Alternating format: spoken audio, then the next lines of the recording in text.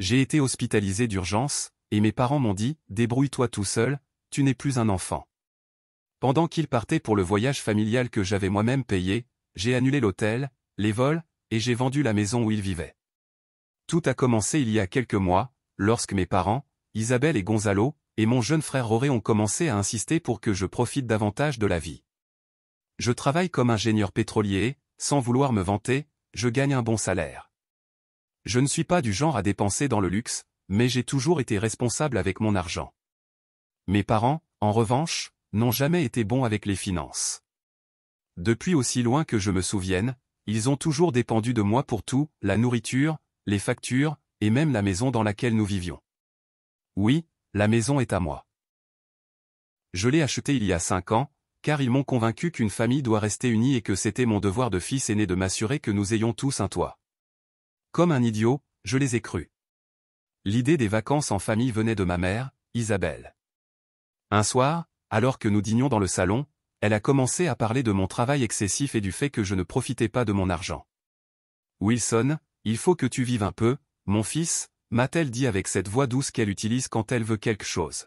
« Regarde, nous n'avons pas grand-chose, mais toi, si. Pourquoi ne partirions-nous pas tous en voyage ?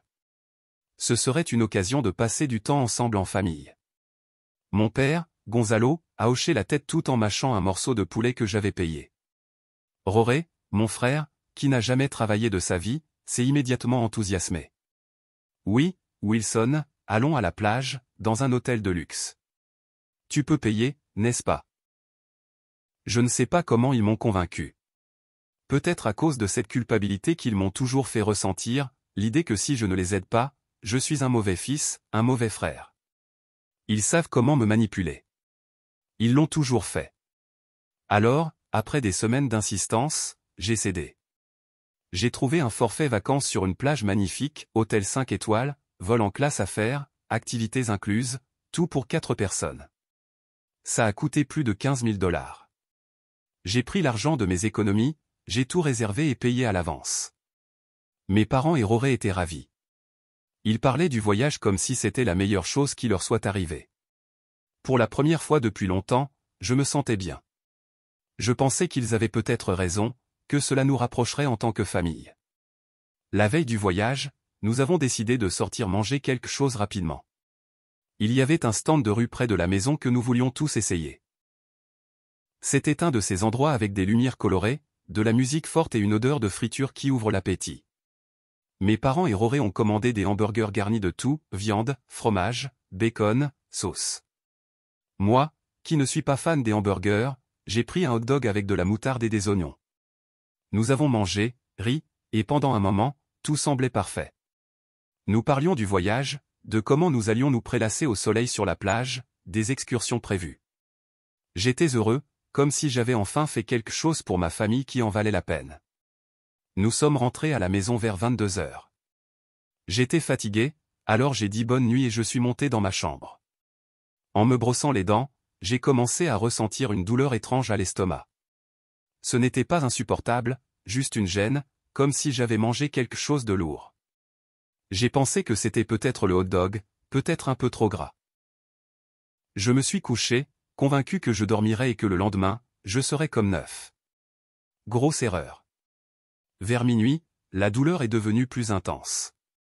C'était comme si quelqu'un me tordait les entrailles avec une pince.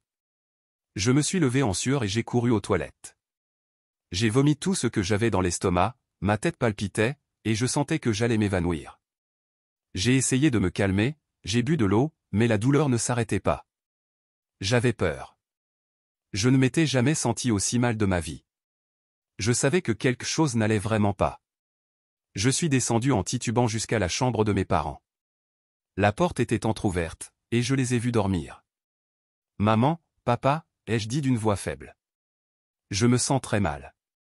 Je crois que j'ai besoin d'aller à l'hôpital. Ma mère a à peine ouvert les yeux, encore à moitié endormie. « Qu'est-ce qui se passe, Wilson » a-t-elle marmonné.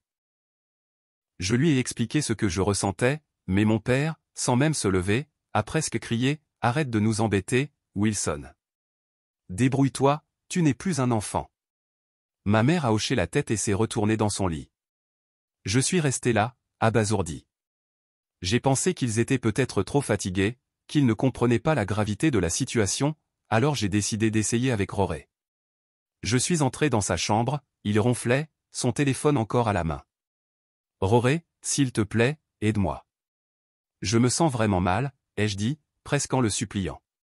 Il a ouvert les yeux, agacé, et m'a regardé comme si j'étais une mouche gênante. « Tais-toi, Wilson. On dirait une fillette avec tes douleurs. Laisse-moi dormir, a-t-il dit avant de se retourner. J'ai senti une rage immense, mais j'étais tellement faible que je n'ai même pas pu répondre.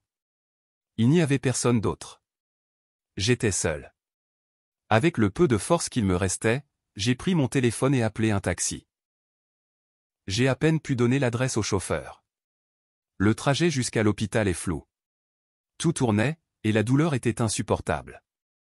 Quand je suis arrivé aux urgences, je me suis effondré. Je me suis réveillé le lendemain dans un lit d'hôpital, des tubes reliés à mon bras et une infirmière vérifiant mon dossier. J'avais mal partout, mais j'étais vivant. Le médecin est entré et m'a expliqué ce qui s'était passé. Une intoxication alimentaire grave, probablement à cause du hot-dog de ce stand de rue. J'étais arrivé juste à temps, 5 minutes de plus, et mon corps n'aurait pas tenu. J'avais frôlé la mort. J'étais en soins intensifs, faible, effrayé, mais surtout furieux. Où était ma famille? Ils savaient que j'étais malade, que je leur avais demandé de l'aide, et ils n'avaient rien fait. J'ai pris mon téléphone avec des mains tremblantes et j'ai appelé ma mère. Quand elle a répondu, j'ai entendu des rires et le bruit de la mer en arrière-plan. « Maman, je suis à l'hôpital. J'ai eu une grave intoxication. S'il vous plaît, venez, ai-je dit en essayant de rester calme. Sa réponse m'a glacé le sang. Oh, Wilson, c'est impossible. On vient d'arriver à la plage, et on ira à l'hôtel tout à l'heure. Tu es fort, prends soin de toi. Ne sois pas si dramatique. Je n'en croyais pas mes oreilles. Ils étaient partis en voyage. Le voyage que j'avais payé, sans moi, sans même demander comment j'allais. J'ai appelé mon père, pensant qu'il serait peut-être plus raisonnable. Wilson, ne fais pas de drame. On est en vacances. Règle tes affaires, a-t-il dit avant de raccrocher. Rory n'a même pas répondu à mes appels. J'ai ressenti un mélange de rage et de douleur indescriptible. J'étais dans un lit d'hôpital, luttant pour ma vie, et ma famille était à la plage, dépensant mon argent sans se soucier de savoir si j'étais vivant ou mort. À ce moment-là, quelque chose en moi s'est brisé. Ce n'était plus ma famille. C'étaient des parasites. Avec le peu de force que j'avais, j'ai pris mon téléphone et passé 2 appels. D'abord à l'hôtel, j'ai annulé toutes les réservations des chambres. Ensuite à la compagnie aérienne, j'ai annulé leur vol de retour. Je n'allais pas les laisser profiter une seconde de plus de mon argent. Moins de 2 heures plus tard, mon téléphone a commencé à sonner. C'était ma mère, hystérique. « Qu'est-ce que tu as fait, Wilson? Ils nous ont mis dehors de l'hôtel. Ils disent que tu as annulé les chambres. On est dans la rue avec nos valises. On est fatigué, et on n'a nulle part où dormir. » Mon père s'est immiscé dans l'appel, criant « C'est inacceptable. Appelle l'hôtel tout de suite et repaie les chambres. C'est ta faute si on est dans cet état. On est fatigué, on veut se reposer. » Rory m'a aussi envoyé des messages insultants, disant que j'étais égoïste. Ma voix tremblait de rage, mais je leur ai dit tout ce que je retenais depuis des années. Vous êtes des profiteurs. Je ne vous ai jamais importé. Vous m'avez laissé seul alors que j'étais à 2 doigts de mourir, et vous êtes partis profiter de mon argent pendant que j'étais à l'hôpital. Vous n'êtes pas ma famille, vous ne l'avez jamais été. Ma mère a essayé de m'interrompre, mais je ne l'ai pas laissé. Vous n'avez plus de vol de retour, plus d'hôtel, et plus mon argent. Débrouillez-vous, parce que vous n'êtes plus des enfants. J'ai raccroché. Pour la première fois de ma vie, j'ai senti que je reprenais le contrôle. J'étais allongé dans ce lit d'hôpital, avec le bip constant des machines autour de moi et l'odeur de désinfectant qui me piquait le nez. Un jour s'était écoulé depuis que j'avais annulé les réservations de l'hôtel et les vols de ma famille, et mon téléphone n'arrêtait pas de vibrer avec des messages et des appels d'Isabelle, Gonzalo et Rory. Je n'ai répondu à aucun. Chaque message que je lisais était un mélange d'insultes, de supplications et de chantage émotionnel. « Wilson, tu es sans cœur. Comment peux-tu nous faire ça ?» écrivait ma mère. Repaie l'hôtel maintenant, ou tu vas le regretter, menaçait mon père. Roré, fidèle à son style, n'envoyait que des insultes. T'es un idiot, tu l'as toujours été. Je les ai tous lus, un par un, mais je n'ai pas répondu. Je n'allais plus tomber dans leur jeu. Pendant mon séjour à l'hôpital, j'ai commencé à planifier la suite. Les laisser bloqués à la plage ne suffisait pas. Je voulais qu'ils ressentent ce que j'avais ressenti, l'abandon, le désespoir, la trahison. Je voulais qu'ils comprennent qu'ils ne pouvaient plus vivre à mes crochets. Et puis, l'idée m'est venue. La maison, cette maison que j'avais achetée avec mes efforts, mes économies, dans l'illusion qu'elle serait un foyer pour nous tous. Ils ne payaient rien, ni l'hypothèque, ni les factures, rien. Ils vivaient là comme si c'était la leur, mais légalement, la maison m'appartenait, et je pouvais en faire ce que je voulais. Le 5e jour à l'hôpital a marqué un tournant. Mon corps était encore faible, comme si j'avais couru un marathon sans entraînement, mais le médecin m'a donné la nouvelle que j'attendais. Wilson, vous êtes hors de danger, m'a-t-il dit en consultant mon dossier. Mais vous devez vous reposer, prendre vos médicaments et éviter tout effort pendant quelques semaines. J'ai hoché la tête, mais mon esprit était ailleurs, pas sur le repos, mais sur ce que j'allais faire avec ma famille. Quand je suis rentré chez moi, j'ai ouvert la porte et je suis entré. Tout était exactement comme je l'avais laissé la nuit où j'avais été emmené à l'hôpital. Les assiettes sales du dîner dans l'évier, les vêtements de Roré jetés sur le canapé, les chaussures de ma mère à l'entrée. C'était comme si le temps s'était arrêté, mais pour moi, tout avait changé. Je me suis assis dans le salon, encore faible, et j'ai pris une décision qui me trottait dans la tête depuis des jours. J'allais vendre la maison, non seulement parce qu'elle m'appartenait, mais parce qu'elle était le dernier symbole de leur emprise sur moi. Ils vivaient ici sans rien payer, sans contribuer, comme s'ils y avaient droit. Mais c'était fini. J'ai pris mon téléphone et cherché une agence immobilière. J'en ai trouvé une qui proposait un service de vente rapide et avait de bonnes critiques. Je leur ai envoyé un email expliquant que je voulais vendre ma maison le plus vite possible à un prix compétitif pour qu'elle parte rapidement. Je leur ai dit que j'étais disponible pour tout coordonner et que j'avais besoin que le processus soit rapide. 1 heure plus tard, j'ai reçu un appel d'une agente nommée Carla. Sa voix était aimable mais professionnelle. « Monsieur Wilson, je comprends que vous voulez vendre rapidement. Puis-je vous poser quelques questions sur la propriété ?» m'a-t-elle dit. Je lui ai tout raconté, la taille, l'état, le quartier. Je lui ai aussi dit que j'étais prêt à baisser le prix si cela signifiait conclure la vente en quelques jours. « Parfait », a-t-elle répondu. « Nous aurons besoin de photos récentes de l'intérieur et de quelqu'un pour les visites des acheteurs. Pouvez-vous vous en charger ?» J'ai dit oui. Ce soir-là, en rangeant mes affaires, j'ai commencé à penser à la suite. Vendre la maison n'était qu'une partie du plan. J'avais besoin d'un nouvel endroit pour moi, un lieu où je pourrais repartir de zéro, loin d'eux. J'ai cherché en ligne et trouvé un appartement dans une ville à 1 heure de route. Il était moderne, dans un quartier calme, parfait pour quelqu'un qui voulait laisser le passé derrière. Le lendemain, je suis allé visiter l'appartement. Le propriétaire était très aimable, et ce jour-là, nous avons conclu l'affaire. J'avais un nouveau foyer. Si la maison ne se vendait pas avant le retour de mes parents, je partirais vivre loin d'eux jusqu'à ce qu'elle soit vendue. Carla m'a appelé cet après-midi-là pour me dire que les photos étaient parfaites et qu'il y avait déjà 2 couples intéressés. Si tout va bien, nous pourrions avoir une offre solide dans quelques jours, a-t-elle dit. Je lui ai demandé d'accélérer le processus autant que possible. Je ne voulais pas que ma famille revienne avant que la maison ne soit vendue. Je ne savais pas comment ils survivaient. Puisque c'était moi qui payais tout, ils dormaient probablement dans un parc en attendant de trouver l'argent pour rentrer. 2 jours plus tard, Carla est venue avec un couple pour visiter la maison. Tout s'est parfaitement passé. Ils ont adoré la maison, et le même jour, j'ai conclu la vente, et ils ont transféré l'argent sur mon compte. J'ai convenu de leur remettre la maison dans 3 jours, le temps de la vider. J'ai contacté une entreprise de déménagement et leur ai dit que je voulais emporter toutes mes affaires dans le nouvel appartement. Je leur ai aussi demandé de mettre les affaires de ma famille dans des cartons et de les laisser à l'entrée. Je ne voulais pas qu'ils aient une excuse pour réclamer quoi que ce soit. L'entreprise a accepté, et nous avons fixé une date. Le lendemain, l'équipe de déménagement est arrivée à l'heure. Ils étaient 4, costauds, avec un grand camion et des cartons vides. Je leur ai expliqué ce que je voulais, mes affaires dans le nouvel appartement, celle de ma famille dans des cartons à l'entrée. Ils ont hoché la tête et se sont mis au travail. Je supervisais pour m'assurer que rien ne se mélange. Mes livres, mes vêtements, mon ordinateur, tout ce qui m'appartenait était soigneusement emballé. Les affaires de mes parents et de Roré, leurs vêtements, leurs souvenirs, leurs bricoles, étaient jetés dans des cartons sans ménagement. Ça m'était égal. Ils ne méritaient pas mieux.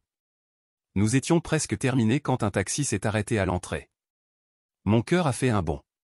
3 silhouettes que j'ai immédiatement reconnues en sont sorties, Isabelle, Gonzalo et Roré. Leurs visages étaient hagards, avec des cernes profonds et des vêtements froissés. Mais quand ils ont vu les déménageurs sortir des affaires, quelque chose a changé en eux. Mon père a réagi en premier. « Qu'est-ce que c'est que ce bordel ?» a-t-il crié en courant vers l'un des déménageurs. Il a essayé de le pousser, comme s'il pouvait arrêter l'inévitable. « Remettez tout à l'intérieur. C'est notre maison. » Ma mère est restée figée, regardant les cartons à l'entrée. Elle a reconnu ses vêtements, ses bijoux bon marché, les décorations dont elle était si fière. Elle a porté les mains à sa tête et a commencé à murmurer « Non, non ». Roré, lui, m'a vu et s'est dirigé droit sur moi. « Espèce de traître », m'a-t-il crié, les poings serrés. Mais je n'ai pas bougé. J'étais calme, plus calme que je ne l'avais été depuis des années. « Arrête », lui ai-je dit en levant une main. Ma voix était ferme, même si à l'intérieur, je ressentais une tempête. La maison n'est plus à vous. Je l'ai vendue. Ces cartons contiennent vos affaires. Prenez ce que vous pouvez et partez. Mon père s'est tourné vers moi, les yeux brillants de rage. Qu'est-ce que tu as dit?